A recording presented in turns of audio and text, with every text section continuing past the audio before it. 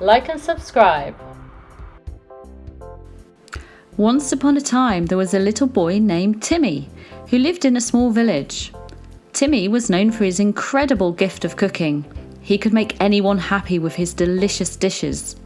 No matter how sad someone was, Timmy knew exactly what to cook to bring a smile to their faces. One day, Timmy decided to enter a cooking competition.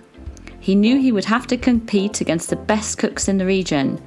Every day after coming back from school and finishing his homework, Timmy spent any spare time he had practicing. Timmy was very excited.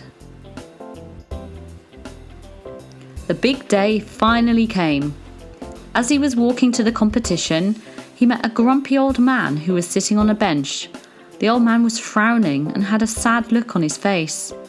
Timmy approached him and said, "What's wrong, sir? Can I help you with anything?" The old man replied, "Nothing can make me happy. I have been grumpy all my life.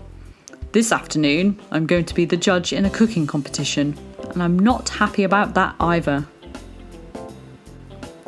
Timmy said, "Are you hungry right now?" The man replied, "Yes, I am, and being hungry makes me even grumpier." Timmy thought for a moment and then said, "I have just the thing for you. How about a bowl of my special soup? I brought it for my lunch, but I think you need it more than I do." The old man agreed to try Timmy's soup. As soon as he took a spoonful, his face lit up and he let out a loud belly laugh. Timmy couldn't believe it. His soup had worked its magic. The old man said, "What's this sound I just made?" Timmy said, "That's called a laugh, sir. Haven't you ever laughed before?" The old man was shocked. "I don't think I have. At least not for a very long time." Timmy smiled and said, "I'm glad I made you happy, but I have to go now. I have somewhere to be." At the cooking competition, Timmy decided to cook more of his special soup.